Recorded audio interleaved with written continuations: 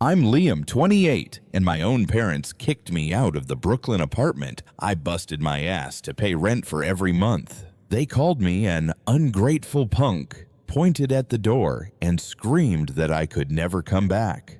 But what chilled me to the bone was the $100,000 secret they hid from me for 8 months. A secret that pushed our family to the edge of ruin, and I only found out when it was too damn late. Ever wonder how deeply the people you love most can betray you?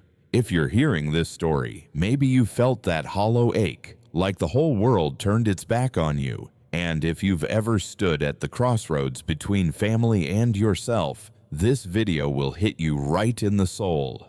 Picture this. You drag yourself home after a brutal 14-hour shift at a packed New York bar, body wrecked, mind begging for a few minutes of peace. But the second you step into the apartment, the air feels heavy, like a storm's about to break. My mom, Linda, stands there, eyes cold as ice, ready to explode. My dad, James, avoids my gaze like he's hiding a secret too big to spit out. And my little brother Noah just stares at his phone like I'm a ghost in the home I pay for. I set the grocery bags on the table. Stuff I bought with the scraps left after rent. But what I hear next isn't thanks. It's a razor-sharp accusation.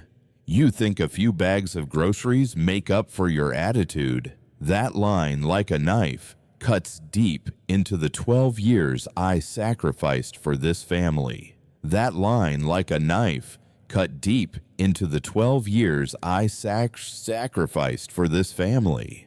I stood there, grocery bags still on the table, the acrid smell of burnt coffee from the kitchen mixing with the stifling air of our Brooklyn apartment. My mom, Linda, stepped forward, her eyes sharp enough to pierce right through me. "Who do you think you are, Liam? Some kind of savior? You look down on us, don't you? With your bar manager job and your measly paycheck." I was stunned, my mind reeling. What had I done wrong? I paid the rent, bought the groceries, covered the utilities, even fixed Noah's car so he could cruise around with his buddies. But now, here I was, branded ungrateful by my own mother. My dad, James, stayed silent, head down like a shadow, letting her tear into me. Noah looked up from his phone, a smirk curling his lip like he was watching a damn good show. I tried to stay calm, my voice shaky but firm. "Mom, what have I done wrong besides paying for this place?" My question was like a ticking bomb. Linda's face flushed red and she screamed, "You dare talk back to me? Get out! Get out now and don't ever come back." She pointed at the door, her voice cracking with rage. I didn't argue. What was there to argue about? For 12 years, I'd been their ATM, and now they wanted to toss me out like a broken machine. I walked to the table by the door where the keys and mail sat. I unhooked the apartment key from my ring and set it down, the metal clinking against the wood like a final statement. Then I pulled out the spare credit card, the one they used for their luxury splurges, and placed it beside it. One last look, Mom fuming, Dad silent, Noah indifferent, and I walked out. The door slammed shut behind me. Cold rain stung my face, but it was nothing compared to the emptiness inside. I drove aimlessly through Brooklyn's dark streets, neon lights blurring on the wet windshield. My head was a mess, but one thing was clear. I was done with them. I couldn't keep living as their tool. Finally, I pulled up to a cheap motel in Queens, its vacancy sign flickering weakly in the dark. The room reeked of stale cigarettes and cheap cleaner. The small space with its stained carpet and stiff bed was where my new life began, a life without family. Lying on the thin blanket, I felt hollowed out. But in that emptiness, memories flooded back, like a slow-motion reel of the 12 years I lived for them, not me. At 15, when Dad lost his construction job, I became the family's backbone. I bussed tables at a dive bar in Manhattan, standing for hours in a smoky kitchen, hands soaked in greasy dishwater. My first paycheck, $180, was supposed to buy a used PlayStation I'd been dreaming of. But when I got home, I found Mom at the kitchen table, head bowed over a stack of bills, a red shut-off notice glaring on top. I handed her the whole check, my PlayStation dream gone. From then on, every dollar I earned went into the family's bottomless pit. When Noah wanted a car for his 16th birthday, they took out a bank loan, and I worked extra shifts to pay it off. That car was always Noah's car, though I footed the bill. Even when I earned a full-ride scholarship to college, Mom just said, "Good, now you can help with the rent." No congratulations, no recognition. That night, in that dingy motel room, a painful truth hit me. I wasn't their son. I was their cash cow, their tool, the thing they needed to keep up their comfortable illusion. But now, I'd stepped out of that role. The rain kept falling outside, but I knew it was the first sound of a new life, a life that belonged to me. The icy rain stung my face as I stepped out of the Brooklyn apartment, the door slamming shut behind me, closing a painful chapter of my life. I stood there on the dark street, the grocery bag still bearing my handprints on the kitchen table of the place I'd sweated to pay rent for all these years. My mom, Linda, had just screamed that I was ungrateful, a disgrace to the family. Her words echoed in my head, sharp as a blade, slicing into the 12 years I'd sacrificed nonstop. I glanced back one last time through the fogged-up window, seeing Mom's silhouette, arms crossed tight, her eyes cold and unrepentant. My dad, James, kept his head down, avoiding my gaze like a coward. And Noah, my little brother, just smirked, eyes glued to his phone like this was all a sick joke. I turned away, my steps heavy in the rain, my heart empty but burning with resolve. I was done with them. I climbed into my beat-up car, the engine groaning as it started, and drove off with no destination. Brooklyn's neon lights blurred in the rain, reflecting on the windshield like shattered memories. I didn't know where I was going, only that I had to get away from that apartment, from the family that turned me into a tool. Every street corner, every light reminded me of the days I quietly carried their weight. 12 years ago at 15, when Dad lost his construction job, he became a silent shadow, dodging everyone, leaving Mom with a pile of bills. I started bussing tables at a dive bar in Manhattan, standing in a greasy, smoke-filled kitchen, hands soaked in filthy dishwater. My first paycheck, $180, was meant for a used PlayStation I'd dreamed of. But when I saw Mom crying at the kitchen table, a red electric bill glaring in front of her, I handed her the whole check. The PlayStation dream vanished, and from then on, every dollar I earned went into the family's bottomless pit. Noah, my brother, never knew the value of a buck. When he wanted a car for his 16th birthday, my parents took out a loan, and I worked night shifts to pay it off. They called it Noah's car, though I paid every cent. When I got a full-ride scholarship to college, Mom just said, "Now you can help with the rent." No congratulations, no pride. I lived like a machine. Work, pay bills, study, work again. But tonight, when Mom screamed that I was a disgrace, something in me broke. Not an explosion of anger, but a cold, clear awakening.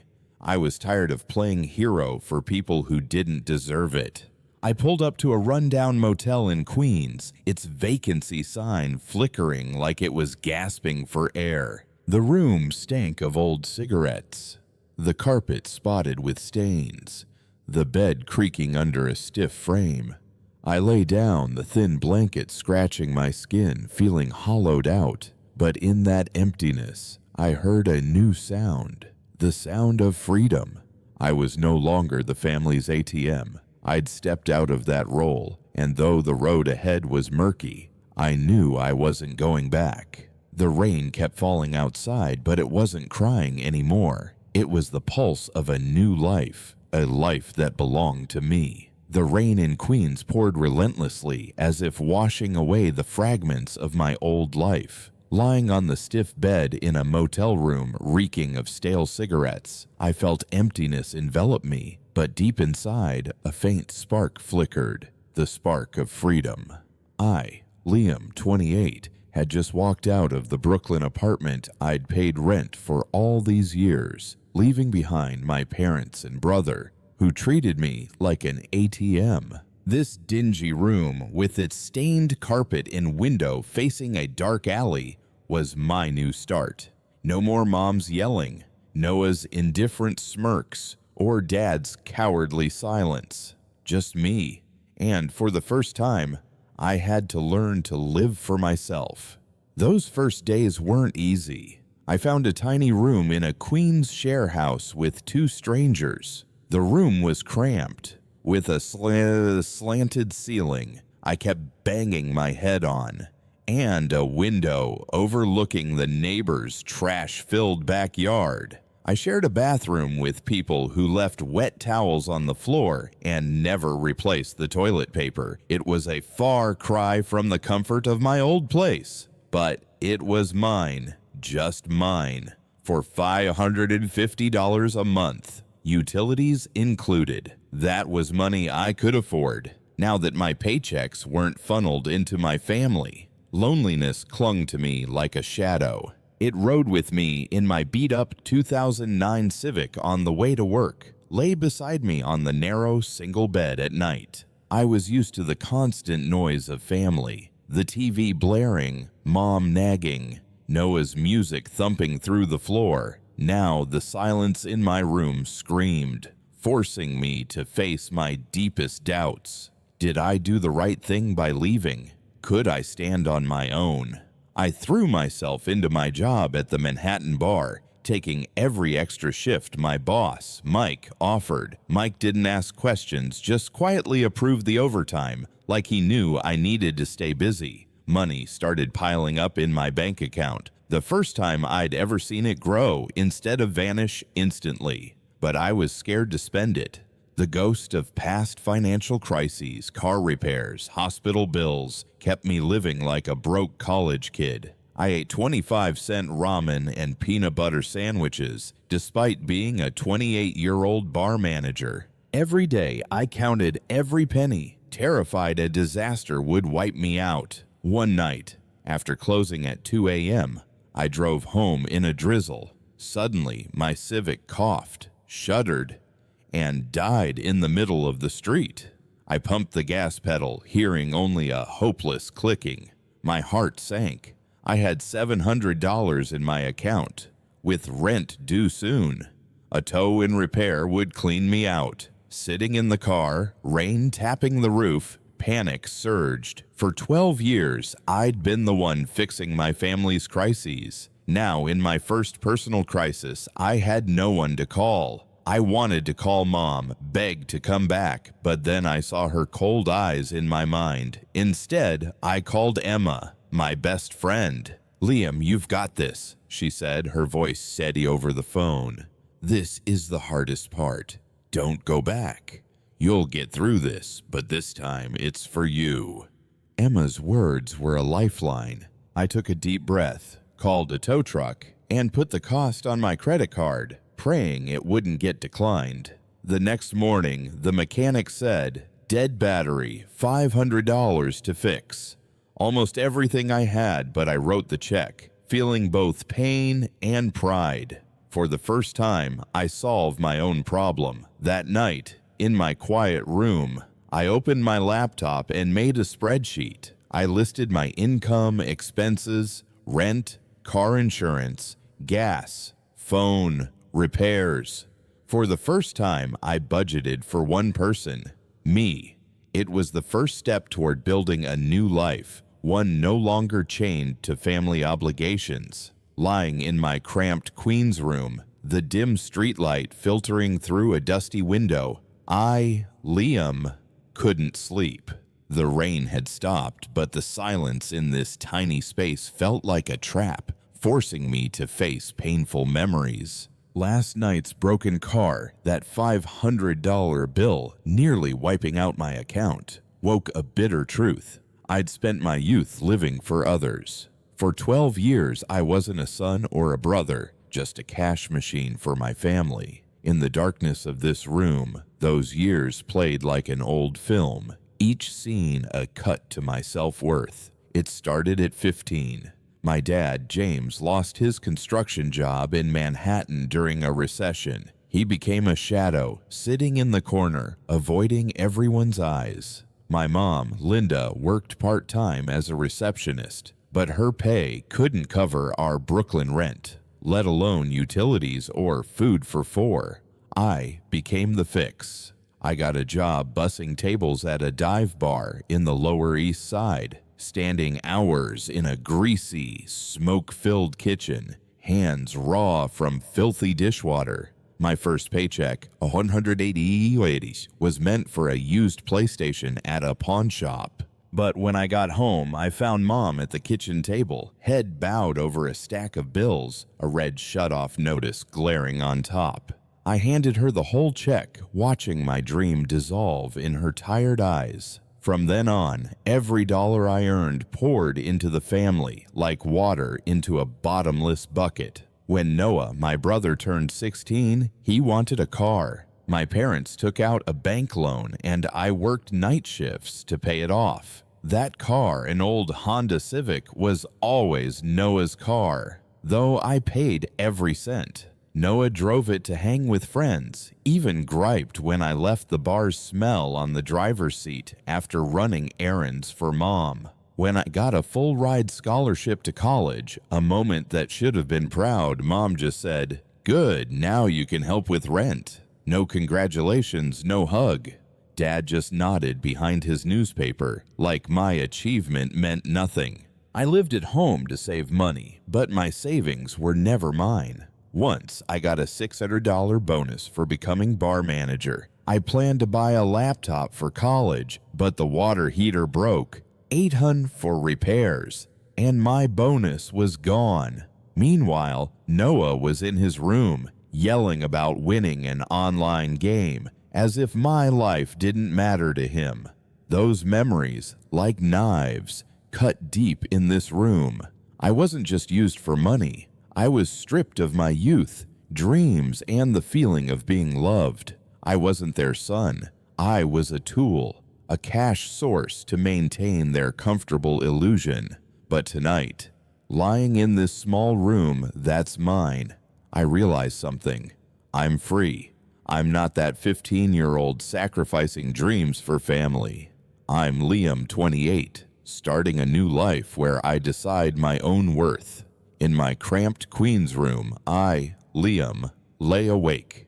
Memories of 12 years being used by my family stabbing at my heart. I'd left the Brooklyn apartment, abandoning Mom, Linda, Dad, James, and my brother Noah, along with their vicious accusations. But this newfound freedom wasn't easy. I'd stepped out of my role as the family ATM, only to face the harsh reality of standing alone. A world where no one carried my burdens. The room, with its slanted ceiling and musty smell, was my fresh start, but also where I learned freedom comes at a cost. 2 weeks after moving in, my first crisis hit. One Friday night, after a 1 a.m. closing shift at the Manhattan bar, I drove my beat-up 2009 Civic through a rare New York snowstorm. The streets were slick, streetlights dim under thick snow. Suddenly, my car shuddered, coughed, and died in the middle of a deserted road. I pumped the gas, hearing only a futile clicking, like a dying machine's heartbeat. I pushed the car to the curb, snow seeping through my thin shoes, my heart sinking like it was falling into a pit. I checked my bank account on my phone. $700, just enough for next week's rent. A tow and repair would wipe me out. Sitting in the car, my breath fogging the air, panic surged like the world was caving in. For 12 years, I'd fixed my family's crises, bills, broken cars, debts. Now, in my first personal crisis, I had no one to lean on. The thought of calling Mom flashed through my mind. I could hear her voice, a mix of "I told you so" and fake concern before she'd offer to lend me back the money I'd given her. But then I saw her cold eyes, heard her call me ungrateful. No, I couldn't go back. I gripped the steering wheel, took a deep breath, and called Emma, my best friend. "Liam, you've got this," she said over the phone, her voice steady like a light in the dark. "This is the hardest part, the price of freedom. You're not failing, you're learning to stand on your own. Don't go back. Call a tow, use your credit card, you'll figure it out." Emma's words were a lifeline, pulling me from the edge of despair. I called a tow truck, put the cost on my credit card, praying it wouldn't get declined. The next morning, at the garage, the mechanic gave the verdict: dead battery and some wiring issues. $520 total. Nearly all I had, but I wrote the check, feeling both pain and pride. For the first time, I solved my own problem. No family involved. That night, back in my room, I opened my laptop and started a spreadsheet. I logged my bar income, then listed expenses: rent, car insurance, gas, phone, and the recent repair. For the first time, I budgeted for one person: me. I looked at the small number in my account, but it was mine, no one else's. That feeling, fragile as it was a victory. I knew the road ahead was long, but for the first time, I felt I was on the right path. This dingy room wasn't a cage anymore. It was my first step on a journey to build a new life, a life that belonged to Liam, not the family's ATM. In my cramped Queen's room, Liam, lay restless, the faint glow of a desk lamp illuminating my resolve. After the car breakdown crisis, I'd learned to stand on my own, but unease clung to me. 12 years of sacrifice for my family, Mom, Linda, Dad, James, and brother Noah, left a haunting question. What did they do with the money I sent? I'd paid the Brooklyn apartment's rent, bills, even Noah's car, yet Mom called me ungrateful. That night, I opened my laptop, determined to find answers, unaware the truth would shatter my last illusions about my family. I still had access to my parents' joint bank account, where I'd sent $100 to $1,800 monthly for rent. I'd stopped transfers since leaving, but they never changed the password. Maybe they thought I wouldn't check, or worse, that I wasn't smart enough. My heart pounded as I logged in, the screen displaying transaction history. I set the range to 1 year and hit search. What appeared chilled me. My $100 to $1,800 monthly transfers sat neatly in the credits, but the rent payments, they'd become irregular 8 months ago, then stopped entirely. 8 months. They'd taken my money and not paid the rent, even before kicking me out. Scrolling through transactions, my eyes widened as numbers told a horrifying story. A $600 charge at a high-end electronics store, likely Noah's new wireless headphones, which he claimed were a gift from a friend. In a $1,500 trip to Atlantic City, where Mom bragged about a well-deserved vacation. Multiple cash withdrawals, hundreds of dollars at an ATM near a casino. Even charges for premium car washes for Dad's old sedan. My money, earned through sweat and sleepless nights, fueled their luxuries, their illusions of a life they couldn't afford. A knife twisted in my chest, anger rising, but a cold clarity took over. This wasn't a mistake. It was calculated deceit. I needed answers from their mouths. I called Noah, the weakest link in this chain of lies. The phone rang 3 times before he answered, voice tense. "What's up, Liam?" I cut straight to it, voice calm but sharp. The rent hasn't been paid in 8 months, Noah. But I sent the money. Where'd it go? Silence. A heavy, guilty silence. I pressed harder. I'm looking at the bank account. I see $600 for your headphones. Atlantic City. Casino withdrawals. Talk. He stammered, voice shaking. Don't tell Mom, man. They'll kill me. Dad. He said it was an investment. A big startup project for me. They said you wouldn't get it. That you just needed to keep sending money. A startup? A blatant lie. Noah's only plans were gaming and social media flexing. But the real shock came when I uncovered a bigger secret. In the transaction history, I found a $100,000 home equity line of credit, HELOC, opened 18 months ago. They'd withdrawn the full amount, and the promotional interest rate was about to expire, spiking 5-fold by month's end.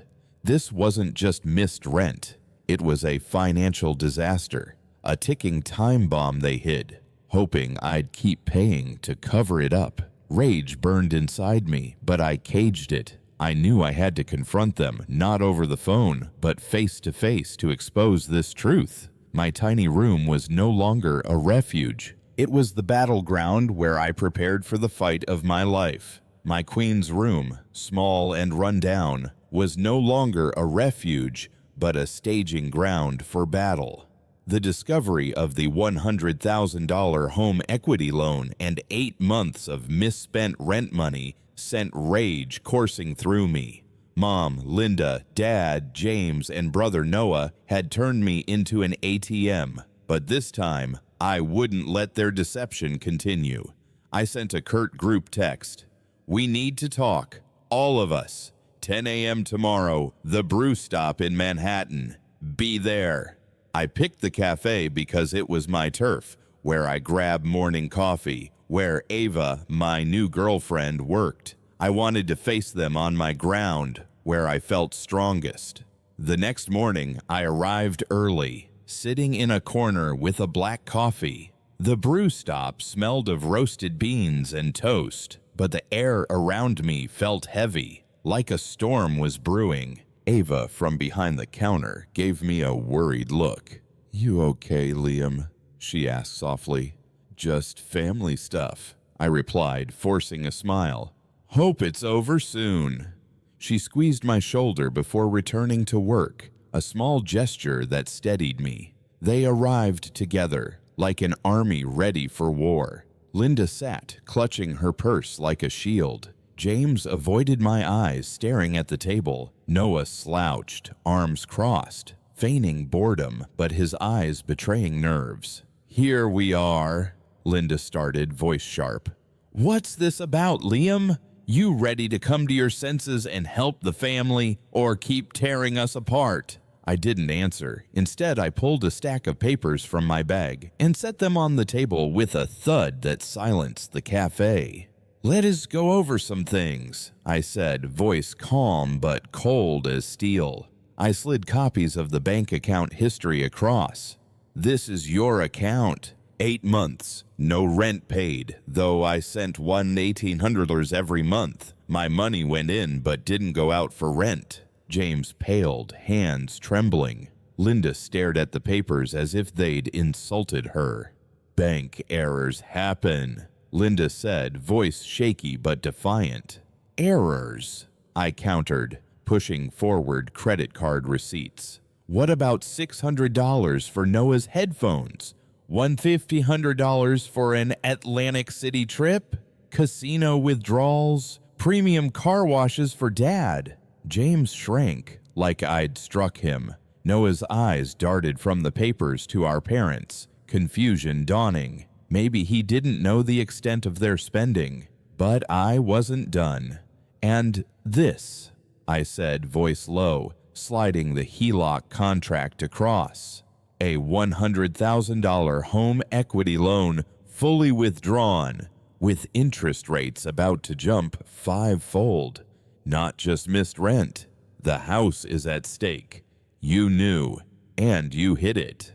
Silence swallowed the room, like a vacuum draining the air. Linda slumped, face ashen, turning to James. "You said it was an investment," she whispered, voice trembling with fury. "You swore, James." James buried his face in his hands, a sob escaping, a broken man's sound. Noah shot up, chair crashing, yelling, "You're doing this to screw me, aren't you?" before storming out, leaving chaos.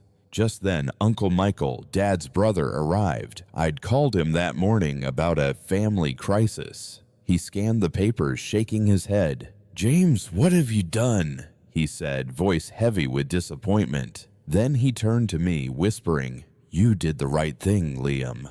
That moment, like a line drawn in the sand, marked the end of their lies. My family crumbled before my eyes, and I was the one holding the torch that lit the truth. The emotional storm at the brew stop in Manhattan still echoed in me. Liam, as I left the confrontation, leaving Mom, Linda, Dad, James, and brother Noah amid the wreckage of the truth. I'd exposed the $100,000 home equity loan and 8 months of squandered rent money, but I didn't know another, more painful secret awaited. Stepping into Manhattan's biting air, the cold couldn't douse the rage burning in my chest. I thought I'd seen the full picture, but my family had another dagger hidden, aimed straight at my future. Days later, in my small Queens room, I was piecing my life back together when my phone buzzed. A bank alert froze me. A $20,000 personal loan in my name, past due. My heart stopped. I'd never taken that loan. I called the bank, voice trembling but steady. The agent confirmed the loan was opened 3 months ago with my electronic signature. Blood rushed to my head, the world crumbling again. Someone forged my signature, and I knew who in a heartbeat. Noah, my brother, lost in delusions of a startup our parents fueled, had dragged me into his mess. I called Noah, giving him no room to dodge. "What did you do, Noah?" I asked, voice ice cold. Silence. Then he stammered, panicked. "Liam, I didn't mean... Dad said it was just temporary, that you wouldn't notice. I needed the money for my startup to prove myself." Prove himself. He'd used my name to borrow $20,000, risking my financial ruin for a fantasy he'd never pursue. "You didn't just take my money, you took my future." I said, each word a cut. Noah sobbed, apologizing frantically, but his words couldn't undo the betrayal. This wasn't just about money. It shattered the last trust I had in my family. I couldn't let this slide. I contacted a lawyer, a friend of my boss, Mike, who agreed to help for a low fee. He warned proving forgery would take time and money, but inaction would chain me to this debt for life. I felt trapped in a nightmare where my family didn't just use me. They tried to drag me down with them. I spent the night reviewing documents, searching for evidence to protect myself. In my room's darkness, I realized this betrayal wasn't just Noah's doing. It stemmed from a family used to thriving on my sacrifices. But this time, I wasn't a victim. I'd fight, not just to clear the debt, but to reclaim my life. Anger and pain intertwined, but a new strength emerged. I wasn't the 15-year-old handing his first paycheck to Mom. I was Liam, 28, learning to protect myself. My musty room, small as it was, became my fortress. The battle wasn't over, but I knew I wouldn't let them drag me down again. The anger still smoldered in me. Liam, after uncovering Noah's forged $20,000 loan in my name, threatening my financial ruin. The confrontation at the brew stop in Manhattan had exposed the $100,000 home equity loan and 8 months of squandered rent money. But before I could catch my breath, another storm hit. Not from family, but from the whispers, rumors, and community pressure that made me doubt myself. Days after the showdown, a text from an old high school friend, Sarah, hit like a punch. "Liam, heard you abandoned your family, left them homeless? What's going on?" Before I could respond, another message came from a former Brooklyn neighbor. "You really let your mom end up on the street, Liam? Didn't think you were that cold." My heart tightened. Linda, my mom, had spread a story painting me as the ungrateful son who turned his back on family in crisis. She told neighbors, friends, even distant relatives that I'd abandoned them, causing their eviction. Not a word about their misuse of my money, the HELOC, or their 8-month deception. I became the villain in their narrative, and the gossip spread like wildfire through Brooklyn's tight-knit streets. My phone buzzed nonstop. A distant aunt called, voice dripping with blame. "Liam, your mom's been crying all day. How could you do this to your family? You were raised better." I tried explaining the loan they're spending, but she cut me off. "Family comes first, Liam. You don't put yourself above them." Each message, each call, was a stone thrown at me, making me question myself. Was I too harsh? Was I the selfish one they claimed? The loneliness in my queen's room grew heavier. Sitting on my single bed, watching streetlights flicker through the window, I felt the world turning against me. Then I called Emma, my best friend, who'd pulled me through the car crisis. "They're making you the monster," she said, her voice fierce with anger for me. "Liam, you didn't abandon them. You're protecting yourself. They used you for 12 years, and now they're deflecting to save face. Don't let them make you doubt yourself." Her words cut through the fog. She reminded me of the bank account numbers, the nights I ate ramen to save money, the wreckage my family left. "You're not the traitor," she said. "You're the only one facing the truth." I took a deep breath, opened my laptop, and drafted an email to my lawyer about Noah's $20,000 loan. I wasn't just fighting for my finances, but for the truth. The community's pressure and vicious rumors were my family's attempt to drag me back into my old role, fixing their mistakes. But I'd changed. This musty room, small as it was where I learned to stand firm. I wouldn't let their lies define me. I'm Liam, fighting to hold on to my life. The pressure from Brooklyn's rumors accusing me, Liam, of abandoning my family still echoed in my mind. But after my call with Emma, I realized I wasn't the traitor. I was the only one facing the truth. My small, musty queen's room became my fortress, where I learned to protect myself after 12 years of being used by Mom, Linda, Dad, James, and brother, Noah.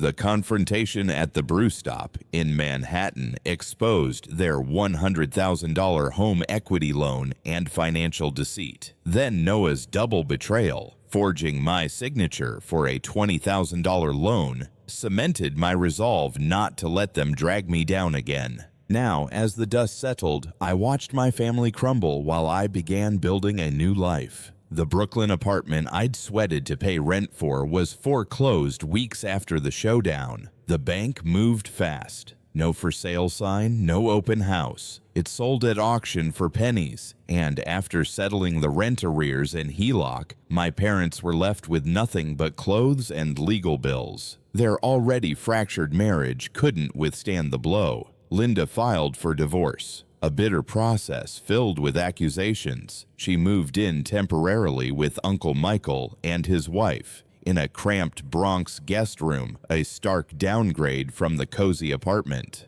Eventually, she rented a one-bedroom in a rough neighborhood where cooking smells and neighbor noise never stopped. She worked as a supermarket cashier, a job she once mocked me for when I bought family groceries. Each beep of the scanner was a reminder of her shattered pride. James faced heavier consequences. His health crumbled not just from stress, but shame. He rented a single room in a run-down Harlem boarding house, a place he once called a slum.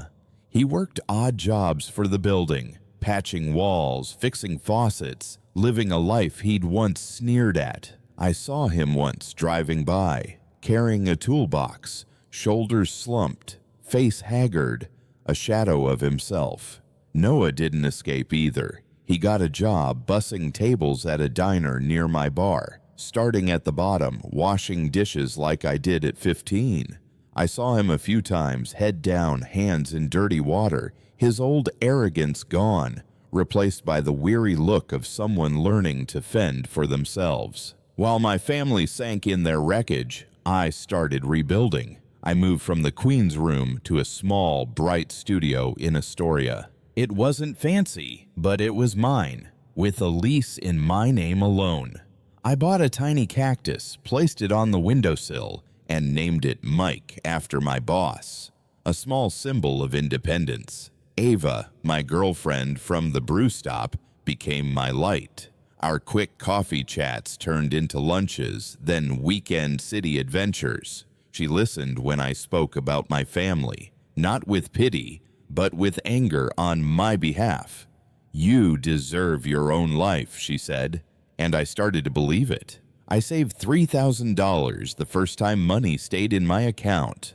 I enrolled in an online restaurant management course, dreaming of opening my own place someday. My life, once chained by family obligations, was now a canvas I painted, one stroke at a time. My life, Liam's, is now a canvas I paint, stroke by stroke, in my small Astoria studio. The Brooklyn apartment I sweated to pay rent for is gone, foreclosed, and my family, Mom, Linda, Dad, James, and brother Noah, flounders in the wreckage of their lies. After the showdown at the brew stop in Manhattan, exposing the $100,000 home equity loan and Noah's $20,000 forged loan in my name, I learned to set boundaries. The Brooklyn community's rumors, accusing me of abandoning my family, once made me doubt myself. But now, standing in my apartment with my cactus, Mike, on the windowsill, and Ava's laughter from the tiny kitchen, I know I chose right. I didn't just escape my family's shadow. I found myself. My relationship with them is now a careful dance with clear boundaries. Linda called months after her divorce, her voice no longer sharp but weary, offering to buy me coffee, like old times. I declined gently. "Thanks, Mom, but I've got it." I meet her monthly at a neutral diner, always splitting the bill. James, in his Harlem boarding house, calls less often, our talks brief, about weather or news.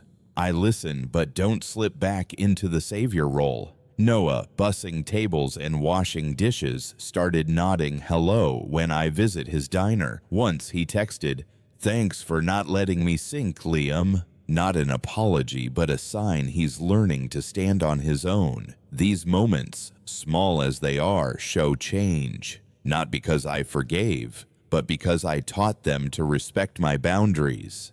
Ava is my guiding light. More than a girlfriend, she reminds me I deserve happiness. We've made the apartment a home with simple dinners and plans for the future. I finished my restaurant management course, and my boss, Mike, offered me a chance to join a new Williamsburg bar as a potential partner. My savings hit $5,000, a small sum but mine alone.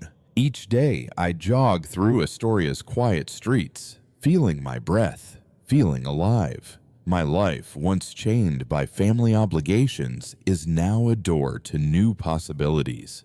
If you've stood at the crossroads of family and self, you know the feeling. Painful, yet liberating. My biggest lesson, loving family doesn't mean sacrificing yourself. Setting boundaries isn't selfish. It's the foundation for the life you deserve. If you fought to choose yourself, share your story in the comments. I want to hear your journey. Don't forget to like, subscribe, and stay tuned for more stories.